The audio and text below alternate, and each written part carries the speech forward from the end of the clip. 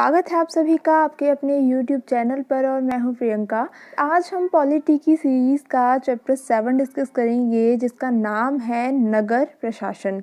जी हाँ दोस्तों, हमारा जो आज का चैप्टर है वो इस बारे में है कि जो नगर होते हैं यानी कि जो शहर होते हैं वहाँ का जो प्रशासन होता है यानी कि वहाँ की जो पूरी शासन व्यवस्था होती है वो किस तरीके से काम करती है, किस तरीके से नगर का प्रशासन चलाया जाता है। देखिए कोई भी शहर हो गया, कोई भी नगर हो गया, वो किसी भी गांव के मुकाबले जो होगा वो ज़्यादा बड़ा होगा, अधिक जगह में होगा यानी कि अधिक क्षेत्र में फैला हुआ होता है और जो शहर की गलियां होती हैं वो चौड़ी होती हैं और यहाँ के जो बाज़ार होते हैं वहाँ पर काफ़ी भीड़-भाड़ होती है। इसके अलावा जो शहर होते हैं यहाँ पर पानी और बिजली की सुविधाएं भी होती हैं, हॉस्पिटल्स होते हैं, व्हीकल्स होते हैं गांव के मुकाबले ज़्यादा, और यहाँ का जो ट्रैफिक होता है उसको पूरा कंट्रोल करना पड़ता है। लेकिन क्या आपने कभी सोचा है कि ये जो सब सारी चीज़ें हैं वो इतने अच्छे तरीके से, इतने सुचारू रूप से कैसे चलती हैं और कौन सी संस्था इन सब के लिए ज़िम्मेदार होती है और किस तरीके से ये सारे डिसीजंस लिए जाते हैं। यहाँ की जो प्लानिंग्स होती हैं यानी कि जो योजनाएं होती हैं वो कैसे बनाई जाती हैं और कौन लोग होते हैं जो ये सारा काम करते हैं। तो आज के इस चैप्टर में हम इन्हीं सारे प्रश्नों का उत्तर ढूंढने का प्रयास करेंगे।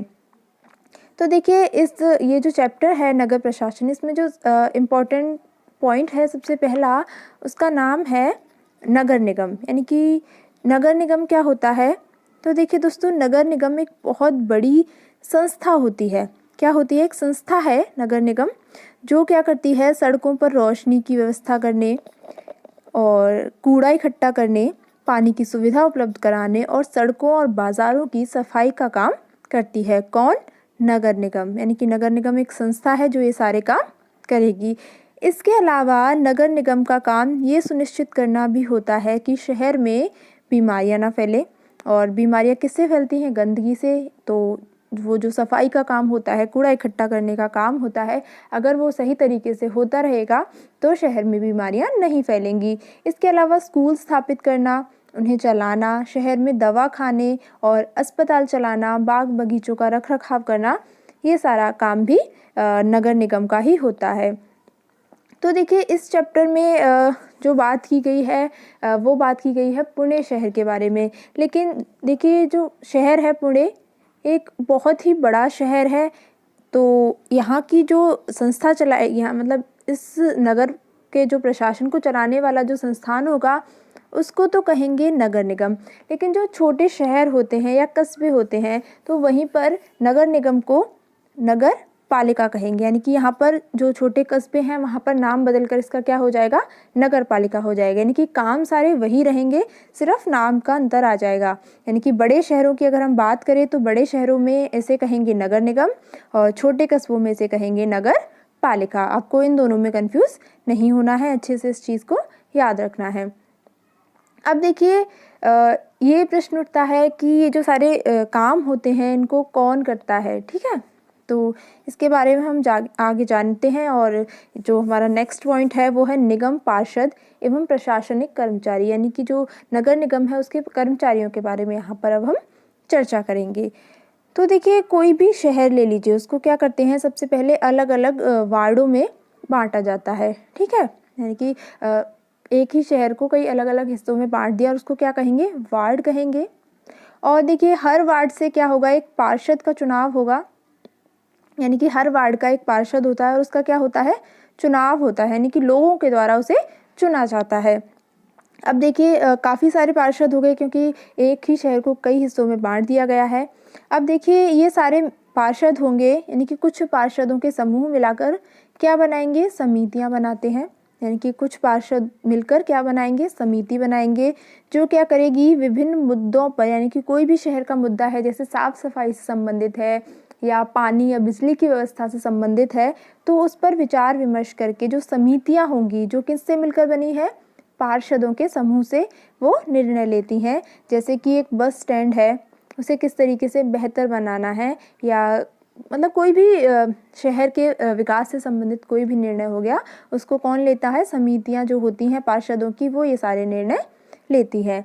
अब देखिए जो पार्षदों की समितियां होती हैं वही पानी, कचरा जमा करने और सड़कों पर रोशनी आदि की व्यवस्था करते हैं। यानी कि शहर के जितने भी सारे काम होते हैं वो सारे काम कौन करते हैं? पार्षदों की जो समितियां होती हैं वो ही मिलकर इस सारे काम को करती हैं। अब देखिए आगे क्या है कि ये तो हो गई पूरे शहर की बात, लेकिन अगर हम एक वार्ड की बात करें तो देखिए जब एक वार्ड के अंदर की समस्या, वार्ड जैसे आप मान लीजिए कोई गली या मोहल्ला, उस टाइप से आप इसे समझ सकते हैं। तो क्या होगा जब एक ही वार्ड के अंदर की समस्या है तो क्या करते हैं, तो उस वार्ड के जितने भी लोग होते हैं वो सभी क्या करते हैं, पार्षद से, यानी कि वहाँ का जो पार्षद है जिसे उन लोगों ने चुनाव के द्वारा उसे चुना है, वोट देकर उससे संपर्क कर सकते हैं। जैसे कि किसी वार्ड में अगर बिजली के तार हैं जो कि नीचे आ गए हैं तो वे क्या करेंगे, अपने पार्षद के पास जाएंगे और वो जो वहाँ का पार्षद होगा वो बिजली विभाग के जो अधिकारी होंगे उनसे बात करेगा और उस चीज़ को सही करवाएगा। ठीक है। अब आगे देखिए, जो पार्षदों की समितियां होती हैं और जो पार्षद होते हैं वो विभिन्न मुद्दों पर सिर्फ निर्णय लेने का काम करते हैं। ठीक है। यानी कि वो सिर्फ जो समस्या है उसको किस तरीके से सुलझाना है उसका सिर्फ डिसीजन ले सकते हैं, एक निर्णय लेंगे, लेकिन वो जो उन्होंने निर्णय लिए हैं उनको जो लागू करने का काम है वो करते हैं कौन? आयुक्त। आयुक्त यानी कि कमिश्नर भी इसे कहते हैं। आयुक्त और प्रशासनिक कर्मचारी करते हैं। यानी कि कोई भी समस्या है, ठीक है, एक सीधी कहानी की तरह समझते हैं कि कोई समस्या है तो लोग जाएंगे पार्षद के पास, ठीक है, और पार्षद जो होंगे अधिकारियों से बात करेंगे और उन जो निर्णय होगा जो पार्षद ने लिया है उनको लागू करने का काम कौन करेगा? आयुक्त करेंगे, यानी कि कमिश्नर और प्रशासनिक कर्मचारी करते हैं। अब देखिए इन दोनों में अंतर क्या है, तो देखिए जो आयुक्त होते हैं और प्रशासनिक कर्मचारी होते हैं उनकी सरकार के द्वारा नियुक्ति की जाती है। ठीक है। और जबकि पार्षद क्या होते हैं? निर्वाचित होते हैं, यानी कि लोगों के द्वारा चुने जाते हैं, और आयुक्त और प्रशासनिक कर्मचारी सरकार द्वारा नियुक्त किए जाते हैं। ये है इन दोनों में डिफरेंस, तो ये आपको याद रखना है। आगे बढ़ते हैं। अब देखिए ये जो सारे काम हैं इनके लिए पैसा कहाँ से आता है, तो देखिए जो सारे वार्ड के पार्षद होते हैं वो सभी मिलकर एक बजट बनाते हैं और उसी के अनुसार पैसा खर्च किया जाता है। यानी कि पहले एक बजट बनाया जाएगा और उसी के अकॉर्डिंग, यानी कि किस सुविधा के लिए कितना पैसा खर्च करना है और उसी के अनुसार पैसा खर्च किया जाता है, और सबकी जो सम्मिलित राय है उसके अनुसार ही ये सारा काम होता है। अब देखिए पार्षद जो होते हैं वो ये प्रयास करते हैं कि उनके वार्ड की विशिष्ट ज़रूरतें परिषद के सामने रखी जा सके और फिर ये निर्णय प्रशासनिक कर्मचारियों द्वारा क्रियान्वित किए जाते हैं। अब देखिए शहर है, कोई भी शहर है, जैसे इस चैप्टर में पुणे शहर की बात की गई है, ऐसे ही कोई भी और भी शहर हो सकता है, उसके काम को अलग अलग विभागों में बांट देते हैं, जैसे जल विभाग, कचरा जमा करने का विभाग, ठीक है, मतलब अलग अलग कामों के अनुसार इसे बांट दिया जाता है। अब देखिए आगे बढ़ते हैं और बात करते हैं कि नगर निगम के पास बजट बनाने के, यानी कि इन सारे कामों के लिए जो पैसा है वो कहाँ से आता है। तो देखिए ये जो पैसा आता है, इतने सारे कामों को करने के लिए बहुत सारा पैसा चाहिए, ये हम सभी जानते हैं। तो नगर निगम ये जो राशि है वो अलग अलग तरीके से इकट्ठा करती है और कहाँ से आती है, यानी कि इस राशि का एक बहुत बड़ा भाग आता है लोगों द्वारा दिए गए कर से, यानी कि टैक्स से, यानी कि लोग जो कर देते हैं उससे ये आता है। अब देखिए कर क्या है, तो देखिए कर या टैक्स वो राशि होती है जो लोग सरकार द्वारा उपलब्ध कराई गई सुविधाओं के लिए सरकार को देते हैं। जैसे जिन लोगों के अपने घर होते हैं उन्हें क्या करना होता है, संपत्ति कर देना होता है, और साथ ही पानी और अन्य सुविधाओं के लिए भी कर देना होता है। ठीक है। यानी कि कुल मिलाकर बात ये है, जितना बड़ा घर उतना ही ज़्यादा हमें कर देना होता है।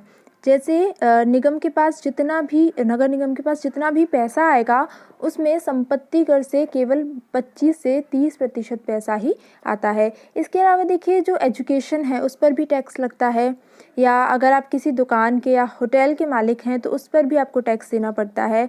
और जो हम मूवीज़ देखने जाते हैं यानी कि सिनेमा देखने जाते हैं तो उसकी टिकट पर भी हमें मनोरंजन के लिए टैक्स देना पड़ता है, यानी कि एंटरटेनमेंट के लिए भी टैक्स लगता है।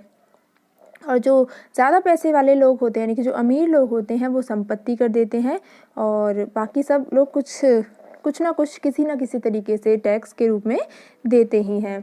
अब आगे बढ़ते हैं, और यहाँ पर जो लास्ट में इस चैप्टर में बताया गया है वो ये है कि 1994 में सूरत शहर में भयंकर प्लेग फैला था। और उस समय क्या था, सूरत भारत के सबसे गंदे शहरों में से एक था, क्योंकि जो वहाँ के लोग थे वो क्या करते थे, अपने घरों का और जो होटलों का कूड़ा कचरा था वो नाली में या सड़क पर ऐसे ही फेंक देते थे। और इससे सफाई कर्मचारी जो होते थे उनको ये जो कचरा उठाने में और उसे ठिकाने लगाने में काफ़ी मुश्किल होती थी, और वहाँ की जो नगर निगम थी वो अपना काम नियमित रूप से नहीं कर रही थी, और जिससे क्या होता था, जो वहाँ की स्थिति थी वो और भी ज़्यादा बदतर होती जा रही थी। अब देखिए ये जो रोग होता है प्लेग, ये हवा के ज़रिए फैलता है, और जिन लोगों को प्लेग हो जाता है उन्हें दूसरों से अलग रखना पड़ता है। तो उस समय सूरत में क्या हुआ था, कब की बात है ये, 1994 की। उस समय बहुत सारे लोगों ने अपनी जान गंवाई थी प्लेग की वजह से, और करीब 3 लाख से अधिक लोगों ने अपना घर और अपना शहर छोड़ दिया था प्लेग के डर से। अब देखिए प्लेग के डर ने यह अनिवार्य कर दिया कि जो नगर पालिका है वो अपना काम मुस्तैदी से करे, अच्छी तरह से करे। और आज स्थिति ये है कि जो भारत के जो सबसे साफ शहर हैं उनमें सूरत का नाम आता है।